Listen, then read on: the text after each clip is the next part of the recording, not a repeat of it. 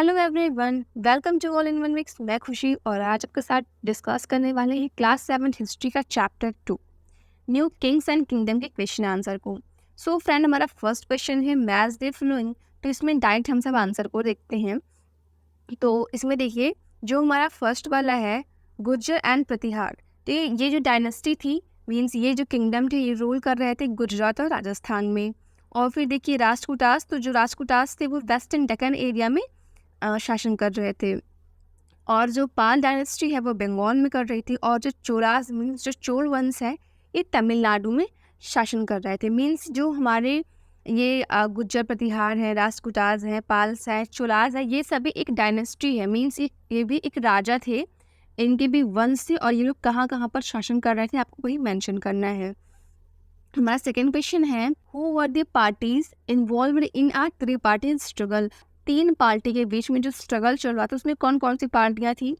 तो आंसर देखिए, the parties involve in tri party struggle were Gujjar Pratihar, Rashtrakutas and Pala dynasty. तो यही 3 डायनेस्टी हैं। जीआरपी इसको आप ऐसे ऐड कर सकते हो या फिर जीपीआर। ओके, तो गुज्जर प्रतिहार, राष्ट्रकूटास और पाल डायनेस्टी, ये 3 पार्टीज थे। क्वेश्चन नंबर 3 हमारा है What were the qualification necessary to become a member of a committee in a sabha in a Chola Empire?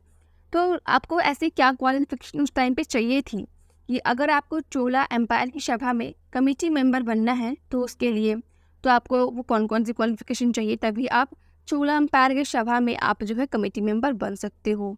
तो आंसर देखो, तो first one is one should be the owner of a land from which land revenue is collected. मतलब जहाँ से जो land revenue means जो tax collect किया जा रहा है लैंड वाला, उनमें से एक आध जमीन आपकी हो, आप उसके ओनर हो। One should have his own home, आपके पास आपका खुद का घर हो। One should have to be age between 35 year to 70 year of age, तो आपकी एज जो है 35 से 70 के बीच में हो। और one should have knowledge of the Veda, आपके पास वेदा का नॉलेज हो। One should be honest and well versed in administrative matter, आप जो है एकदम से ईमानदार हो, आपको जितने भी एडमिनिस्ट्रेटिव के रूल है आपको उन सभी को अच्छे से फॉलो करना आता हो। One should not have been a member of any committee in a last 3 year, आप पिछले 3 सालों से किसी भी कमेटी के मेंबर ना रह चुके हो। One should submit his account and also of his relative to contest the election, तो इलेक्शन के लिए आप जो है अपने अकाउंट में सबमिट कर सकते हो और फिर अपने रिलेटिव्स का भी, जिससे आप इलेक्शन में पार्टिसिपेट कर सको। क्वेश्चन नंबर 4 फ्रेंड्स हमारा है what were the 2 major cities under the control of चामनास। तो वो कौन सी 2 मेजर सिटीज थी जो चामनास के अंदर कंट्रोल में थी, तो वो थी दिल्ली और अजमेर, ये 2 सिटीज थी। फिफ्थ क्वेश्चन है how did the Rajputas become powerful. तो जो राजपूतास थे वो इतने पावरफुल कैसे हो गए। तो आंसर देखो, Rajputas was subordinate of the Chalukya of Karnataka. तो जो राजपूतास है वो सबऑर्डिनेट थे चालुक्य वंश के, जो कर्नाटक में रूल कर रहा था।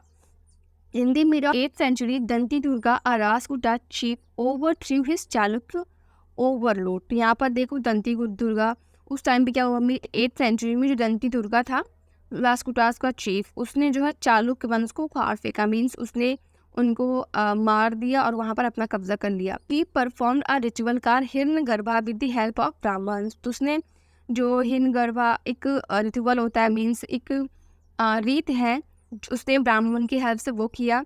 This ritual was the consider to let the rebirth of the sacrificer as Kshatriya.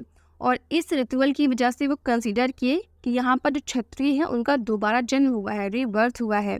Even if he was not Kshatriya by birth, जबकि वो जन्म से क्षत्रिय नहीं थे। ओके, सो यहाँ पर क्वेश्चन नंबर 6 हमारा है friend and what did the new dynasties to gain acceptance. जो जितनी भी नई डायनेस्टीज थी उन्होंने एक्सेप्टेंस को गेन करने के लिए क्या किया। तो आंसर देखिए, the new dynasties gain power and wealth. जितने भी न्यू डायनेस्टी थी उन्होंने पावर को गेन किया, वेल्थ को गेन किया। Thereafter they declare themselves to be a Mahasamantas और महामंडलेश्वरा। उसके बाद उन्होंने खुद को महासमताज और महामंडलेश्वरा मेंशन किया। Many of such king adopted high sounding titles like Mahadhiraj. ठीक है, यहाँ पे बहुत सारे किंग्स ने अपनी जो मीन्स जैसे कि वो लगाते नहीं कि बादशाह, बहुत फेमस चंद्रगुप्त मौर्य, तो इसी वजह से उन्होंने महाधिराज की उपाधि जो है वो भी हासिल की या फिर चक्रवर्ती की।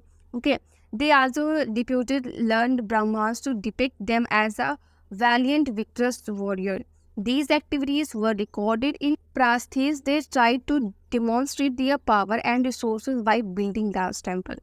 तो उन्होंने यही सब किया और फिर उन्होंने बहुत बड़े बड़े टेम्पल बनवाए, जिससे अभी भी आप जाओगे साउथ में, वहाँ पे आप चोला एम्पायर का टेम्पल देखोगे, सन टेम्पल है। ओके, बहुत सारे टेम्पल है। कर्नाटक में जाओगे वहाँ पर भी टेम्पल है, मीनाक्षी टेम्पल है। यहाँ पर देखिए बहुत सारे टेम्पल्स जो है इन सभी लोगों ने बनाए जिससे वो एक्सेप्टेंस गेन कर सकें। ओके, सो क्वेश्चन नंबर 7 हमारा है, what kind of irrigation work were develop in the Tamil Nadu. तो तमिलनाडु में कौन सा इरिगेशन सिस्टम वर्क करता था? तो वहाँ पर वो लोग वेल मीन्स कुआं, टैंक्स का यूज़ करते थे रेन वाटर और फिर रिवर चैनल्स के वाटर को कलेक्ट करने के लिए। क्वेश्चन नंबर 8 एंड हमारा लास्ट क्वेश्चन है, what were the activities associated with Chola temple. तो जो चोला टेम्पल है उनके साथ क्या क्या एक्टिविटीज़ एसोसिएट करती हैं? तो first one is Chola temple were not places of worship. Answer is Chola temple was not only places of worship but also the hub of social and economic life.